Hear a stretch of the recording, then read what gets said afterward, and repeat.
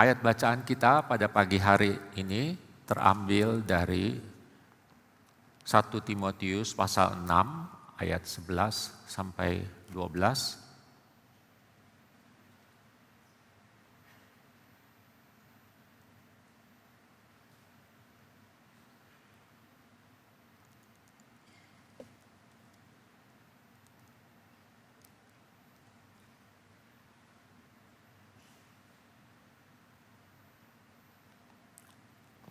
Satu Timotius pasal 6 ayat 11. Engkau, hai manusia kepunyaan Allah, jauhilah semuanya itu, kejarlah keadilan, kesalehan, kesetiaan, kasih, kesabaran, dan kelembutan. Bertandinglah dengan benar dalam pertandingan iman, dan rebutlah hidup yang kekal. Untuk itulah engkau telah dipanggil dan telah engkau ikrar yang benar di depan banyak saksi. Di hadapan Allah yang memberikan hidup kepada segala sesuatu dan di hadapan Kristus Yesus yang telah mengikrarkan ikrar yang benar itu juga di muka Pontius Pilatus, kuperingatkan kepadamu, turutilah perintah ini dengan tidak bercacat dan tidak bercela sampai penampakan Tuhan kita Yesus Kristus pada saat yang akan ditentukan oleh penguasa yang satu-satunya dan penuh berkat, Raja di atas segala raja dan Tuan di atas segala tuan. Dialah yang satu-satunya yang tidak takluk kepada maut, bersemayam dalam terang yang tak terhampiri, yang tidak pernah dilihat dan tidak dapat dilihat oleh seorang pun. Baginya lah hormat dan kuasa yang kekal. Amin. Peringatkanlah orang-orang kaya di dunia ini agar mereka jangan tinggi hati dan jangan berharap pada sesuatu yang tak tentu seperti kekayaan, melainkan pada Allah yang dalam kekayaannya memberikan kepada kita segala sesuatu untuk dinikmati. Peringatkanlah agar mereka itu berbuat baik, menjadi kaya dalam perbuatan baik, suka memberi dan membagi. Dengan demikian mereka mengumpulkan suatu harta sebagai dasar yang baik bagi dirinya di waktu yang akan datang untuk mencapai hidup yang sebenarnya. Timotius, peliharalah apa yang telah dipercayakan kepadamu, hindarilah omongan yang kosong dan tidak suci dan pertentangan yang berasal dari apa yang secara keliru disebut pengetahuan. Karena ada beberapa orang yang mengajarkannya dan dengan demikian telah menyimpang dari iman. Anugerah menyertai kamu. Sampai di sana pembacaan firman Tuhan. Sungguh berbahagia mereka yang membaca dan memperhatikan firman Tuhan dalam kehidupannya sehari-hari. Ibu, bapak, dan saudara sekalian, ayat-ayat yang cukup panjang yang baru kita baca tadi adalah rangkaian nasihat Paulus kepada Timotius muda yang dipercaya untuk tugas berat menjadi gembala sidang gereja di Efesus. Kalau dalam peta ini, Efesus sekarang masuk bagian negara Turki. Nasihat sang mentor terbagi dua. Ada yang untuk Timotius pribadi, ada yang untuk disampaikan kepada jemaatnya. Nasihat Paulus diawali dengan, tetapi engkau, hai manusia kepunyaan Allah, jauhilah semuanya itu. Engkau di sini adalah manusia kepunyaan Allah. Manusia dalam posisi melayani Tuhan. Timotius harus membuktikan dirinya layak sebagai pelayan Tuhan. Menjadi seorang pelayan Kristus Yesus yang baik. Tetapi engkau. Ini sebuah peringatan agar manusia kepunyaan Allah tidak menjadi orang yang disebut sebelumnya. Orang seperti apa yang disebut sebelumnya? Itu ada di ayat 9 dan 10. Yaitu mereka yang ingin kaya. Namun mereka yang ingin kaya terjatuh ke dalam pencobaan, ke dalam jerat, dan ke dalam berbagai nafsu yang hampa dan mencelakakan, yang menenggelamkan manusia ke dalam keruntuhan dan kebinasaan. Sebab akar segala kejahatan ialah cinta uang, dan karena memburu uanglah beberapa orang telah menyimpang dari iman dan menyiksa dirinya dengan berbagai duka. Apa salahnya ingin kaya? Apakah Paulus tidak suka uang? Apakah dia anti orang kaya? Dia tidak se-ekstrim itu. Orang kaya tidak banyak, tergolong minoritas. Ya bukan? Mengapa sedikit orang kaya? Karena tidak mudah menjadi kaya.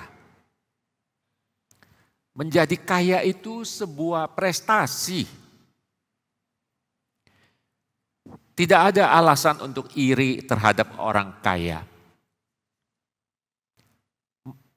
Izinkan saya bertanya, mana yang lebih mudah? Menjadi orang kaya atau menjadi miskin?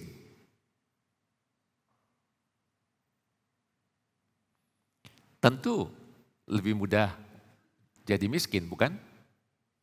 Bermalas-malasanlah, tidak suka bekerja, tidak suka menabung, boros, berfoya-foya, sudah pasti tidak akan bisa kaya. Harta warisan seberapapun banyaknya akan ludes. Sebaliknya, orang menjadi kaya pada umumnya sebagai hasil kerja keras. Sudah biasa yang namanya bos itu bekerja lebih banyak jamnya daripada karyawan. Kalau karyawan pikirannya kapan jam pulang, udah siap-siap gitu ya. Mana ada bos pikiran begitu. Ya. Tapi jangan juga pikir rajin bekerja pangkal kaya. Wah, di sekitar kita banyak sekali orang-orang yang rajin bekerja. Tapi 10 tahun hidupnya masih sama saja, begitu kan? Jadi bukan jaminan juga rajin kerja. Walaupun kalau orang kaya biasanya orang yang rajin bekerja. Masih ada faktor lain untuk menjadi kaya. Apa itu? Hoki. Ya, itu yang susah ya. Kalau belum hokinya ya susah. Hoki, dia bertemu orang siapa begitu ya. Nah saudara-saudara, Paulus tentu sadar bahwa manusia tidak bisa hidup tanpa uang. Jadi tidak ada yang salah dengan uang, tidak ada yang salah dengan cari uang, tidak ada yang salah dengan kerja keras untuk dapat uang, bahkan tidak ada yang salah dengan punya banyak uang. Ingin kaya yang dicela Paulus adalah menurut ayat ini, nafsu yang hampa dan mencelakakan. Itulah keinginan kuat, sama dengan larangan perintah ke-10 dari 10 perintah Allah. Jangan mengingini apapun milik sesamamu. Pernahkah saudara berpikir, ini perintah macam apa ya? Kok mengingini punya mobil bagus seperti yang dimiliki orang lain dianggap salah, ya. Ini perintah apa? Karena mengingini di sini bukan sekedar mengingini, melainkan mengingini yang begitu kuat yang diikuti dengan langkah-langkah dan strategi untuk memilikinya. Dengan cara apapun, termasuk mencuri. yang dilarang dalam perintah ke-7. Maka mengingini yang kuat seperti itu dilarang dalam perintah ke-10. Karena itu cuma soal waktu. Sudah ada rencana. Sudah ada jalannya. Tinggal soal waktu. 3 jam lagi. 5 hari lagi. 2 bulan lagi. Coba saudara. Apakah ada orang selingkuh karena kecelakaan? Enggak sengaja.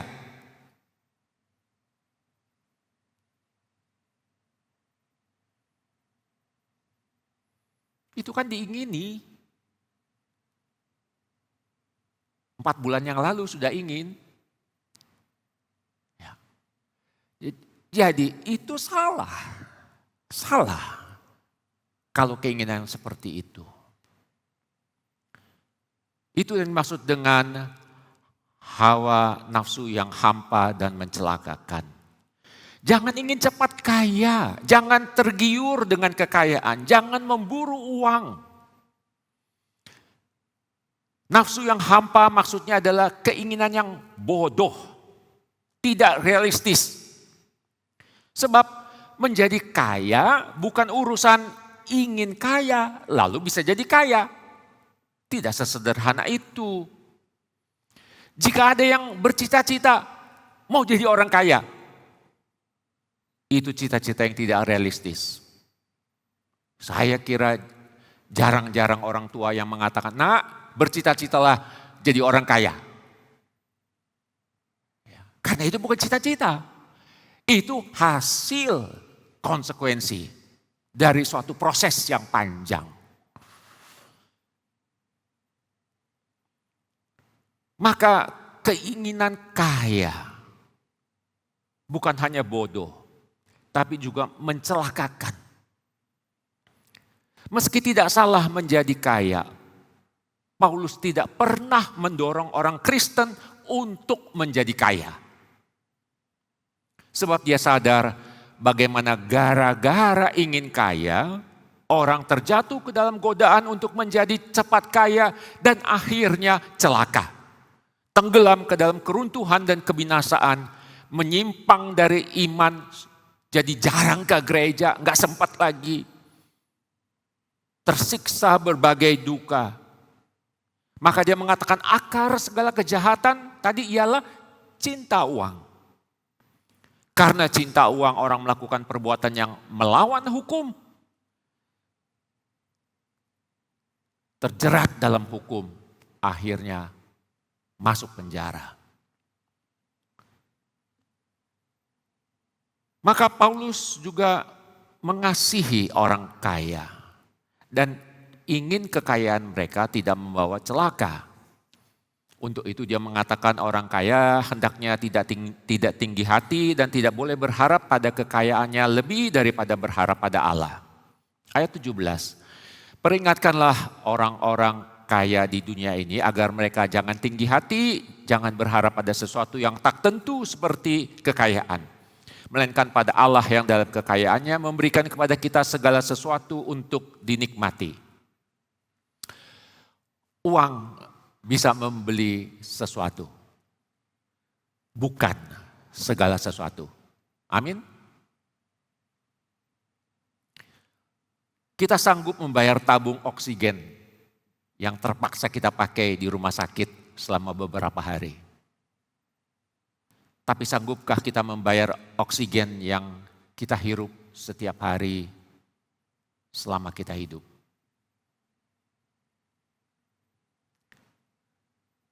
Kekayaan bisa menolong kita, tetapi sifatnya Paulus katakan tak tentu, tidak tetap, tidak bisa selalu dipegang. Sebentar ada, sebentar lagi lenyap. Nilai kekayaan kita bisa berubah dalam sekejap di layar ponsel. Amsal Perjanjian Lama sudah mengingatkan kita. Jangan bersusah payah untuk menjadi kaya. tinggalkanlah niatmu ini. Kalau engkau mengamat-amatinya, lenyaplah dia, lenyaplah kekayaan. Karena tiba-tiba bersayap, lalu terbang ke angkasa seperti Raja Wali.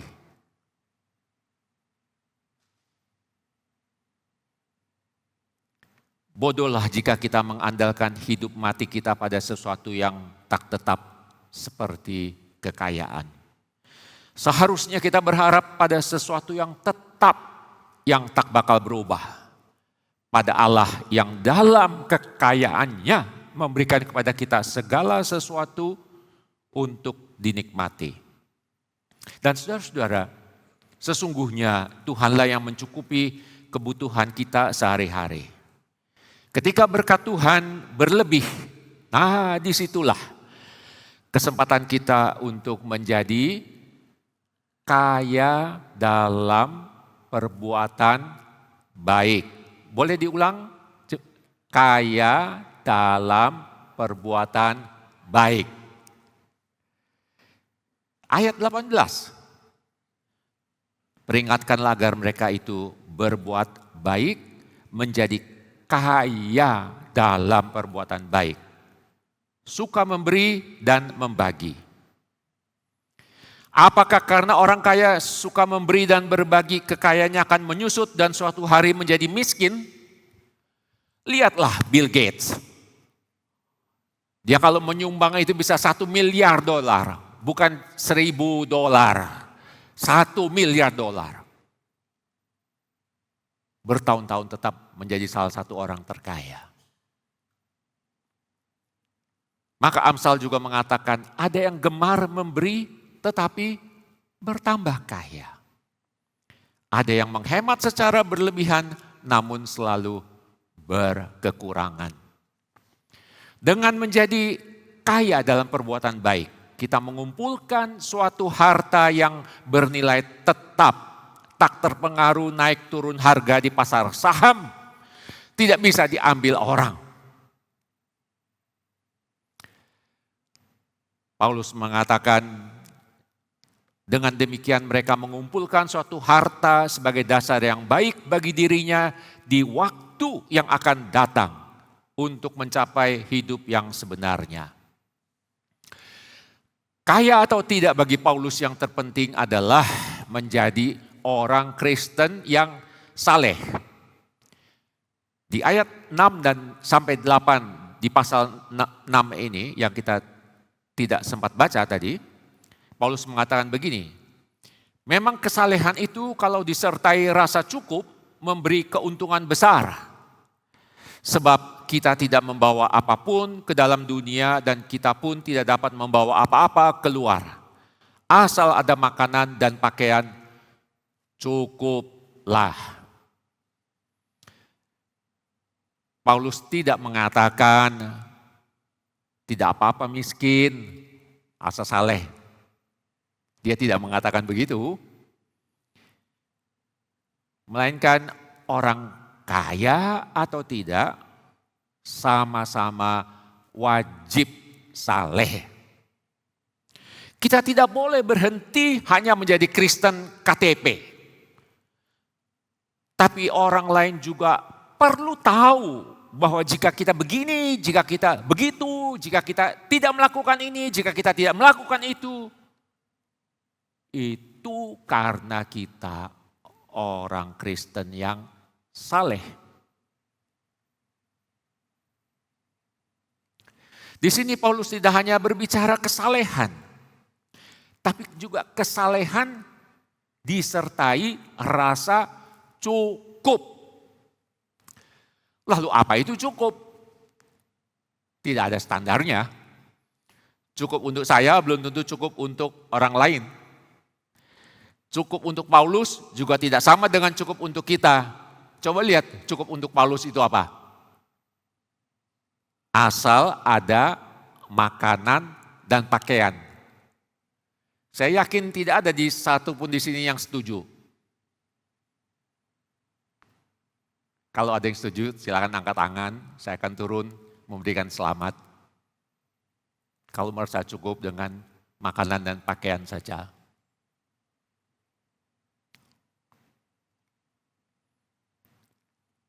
Cukup untuk kita mungkin punya tempat tinggal yang layak, punya pekerjaan tetap, anak-anak bisa bersekolah,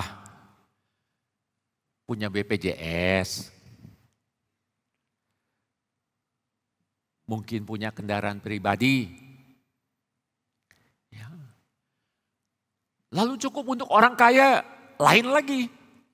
Ya, buat orang kaya yang barusan saya sebut itu, ini ecek-ecek ini ya, kecil sekali.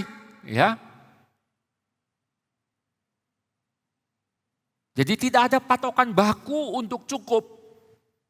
Namun harus ada rasa cukup. Baik si kaya maupun yang tidak kaya harus punya rasa cukup. Mengapa? Sebab kalau tidak punya rasa cukup, serakah, memburu uang terus-menerus, lupa kesehatan, lupa keluarga.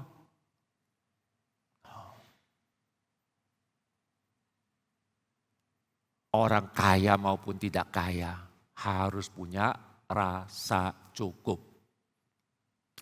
Uang penting untuk hidup, namun jangan hidup untuk uang. Jangan menghamba kepada uang.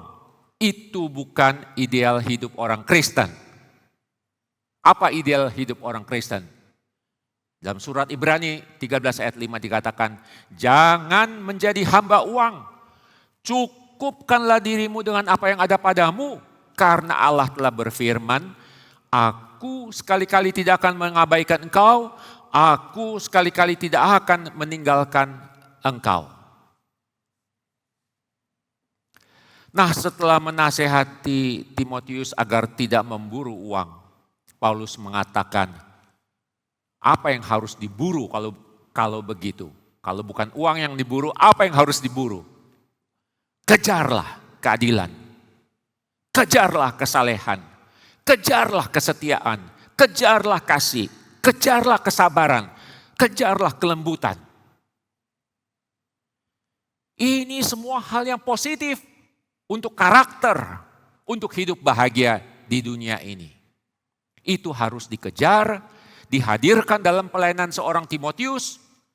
Jangan sampai gara-gara uang, hal-hal yang baik ini dikorbankan. Gereja perlu uang untuk menunjang aktivitas dan perkembangannya. Tapi gereja tidak akan berkembang jika pengurusnya tidak bisa menghargai keadilan, kesalehan, kesetiaan, kasih, kesabaran, dan kelembutan. Jika uang yang bicara di gereja, maaf kata ibu bapak, Tuhan bisa berdiam diri. Namun gereja tersebut akan miskin keadilan, miskin kesalehan, miskin kesetiaan, miskin kasih, miskin kesabaran, miskin kelembutan. Timotius harus mengejar semuanya itu sebab ia berada di jalan perjuangan. Bertandinglah dengan benar dalam pertandingan iman dan rebutlah hidup yang kekal. Saya mohon ibu bapak bersabar sedikit memperhatikan bunyi kalimat ini. Bertandinglah dengan benar dalam pertandingan iman dan rebutlah hidup yang kekal. Kalau dibaca begini saja, terjemahan ini memberikan gambaran atlet yang sedang bertanding. Di dalam pertandingan, orang beradu cepat, beradu pintar, beradu kuat, bersaing dengan orang lain, berusaha saling mengalahkan, berlomba untuk menang, untuk menjadi juara pertama. Tidak ada orang yang ikut perlombaan bercita-cita saya mau jadi juara 2. Susi Susanti, pasti kita tahu semua. Mengapa tidak ada satu anak pun anaknya dia itu yang mengikuti jejak ayah ibunya yang juara Olimpiade. Dia mengatakan begini, saya tahu anak-anak saya bukan gen juara. Sementara juara itu cuma satu, juara satu itu cuma satu. Dan anak saya bukan, gennya bukan di situ. Maka dia tidak mendorong anak-anaknya untuk mengikuti jejak mereka. Ada juara 2, ada juara 3, ada hadiahnya juga. Tapi kan juara 2, juara 3 berarti dia kalah. Kalah terhadap juara 1 yang tidak terkalahkan itu. Jadi yang tidak terkalahkan cuma 1. Sekarang kalau dikatakan bertandinglah dalam pertandingan iman, rebutlah hidup yang kekal. Apakah itu berarti hidup kekal ini suatu trofi diperebutkan oleh banyak orang, lalu yang dapat cuma 1, yang dapat diharapkan Timotius. Lalu kita ini di mana? Sudah jelas Timotius tidak dipanggil untuk jadi juara nomor 1 di hadapan Tuhan. Alih-alih bersaing dengan sesama orang Kristen, Timotius justru harus menjadi contoh bagi mereka yang percaya kepada Yesus. Dalam perjanjian baru, hidup kekal bukan untuk diperebutkan banyak orang, bukan hadiah untuk juara pertandingan iman. Semua orang, saya tegaskan, yang selama hidupnya percaya kepada Yesus, Paulus mengatakan mendapat hidup yang kekal. Hidup kekal diperuntukkan bagi banyak orang, bukan satu orang. Alih-alih direbut, hidup kekal itu dipegang erat selama hidup. Timotius sendiri telah dipanggil untuk tekun dalam hidup kekal. Keselamatan itu sudah diterima setiap orang yang percaya kepada Yesus. Hanya saja keselamatan itu tidak selalu jelas dalam pengalaman sehari-hari kita. Saya sudah selamat di dalam Yesus, kok ya hidup saya sepertinya masih kurang selamat. Begitu ya, masih cobaan banyak. Ya, bagaimana ini? Itulah realitas hidup kita di dalam dunia ini yang sudah diselamatkan. Tetapi juga masih menantikan keselamatan itu dalam realisasi secara penuh. Maka Paulus di sini tidak sedang memberikan gambaran pertandingan iman. Lalu gambaran apa yang hendak diberikan? Gambaran perjuangan sekuat tenaga untuk hidup saleh. Perjuangan iman. Maka tema kita berjuanglah. Sebutan untuk pesertanya bukan kontestan. Kalau pertandingan, pesertanya disebut kontestan. Ini pesertanya manusia kepunyaan Allah. Orang yang dalam posisi melayani Tuhan. Dalam perjuangan iman, pesertanya tidak saling mengalahkan satu sama lain. Tidak boleh ada perasaan saya juara dalam pertandingan iman, sementara yang lain kalah dalam pertandingan iman. Tidak ada begitu. Di dalam jalan perjuangan semua orang terlibat bekerja sama, bahu-membahu, saling tolong. Dan ini cocok sekali dengan konteks Paulus dan Timotius waktu itu. Karena sebagai orang Kristen minoritas di tengah-tengah masyarakat yang kurang menghargai agama, berbagai aliran dan gerakan yang menentang iman dan cara hidup Kristen. Sehingga kehadiran orang Kristen sering dianggap sebagai lain, agak lain begitu. Tidak mudah hidup di tengah-tengah masyarakat seperti itu. Perlu daya juang untuk bertahan hidup sebagai orang Kristen.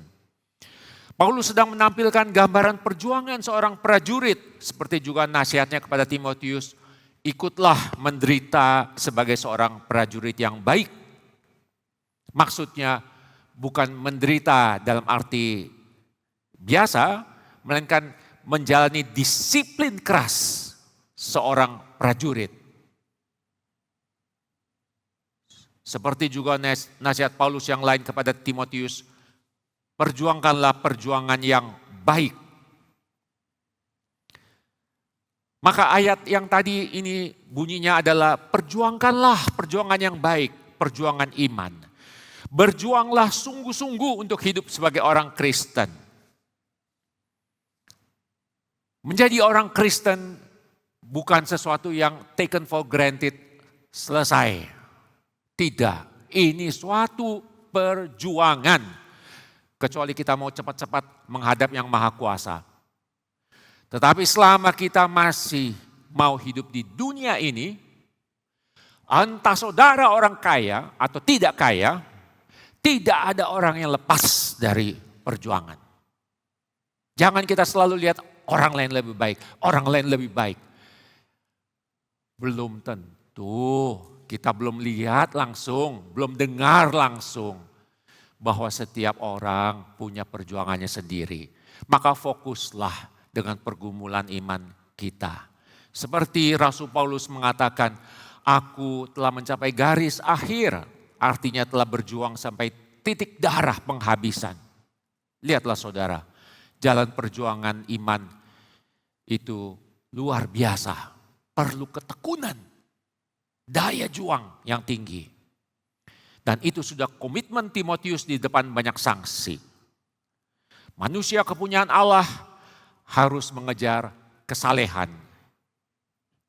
Keselamatan yang sudah diterima menjadi modal dasar kita untuk bertahan di jalan perjuangan iman, sehingga akhirnya kita bisa bertahan dalam iman. Amin. Mari kita sekali lagi berdoa. Suara manusia telah berhenti, ya Tuhan. Biarlah suara Roh Kudus membimbing kami, sebab kami tidak lepas dari pergumulan hidup kami hari lepas hari. Kami bukan manusia super.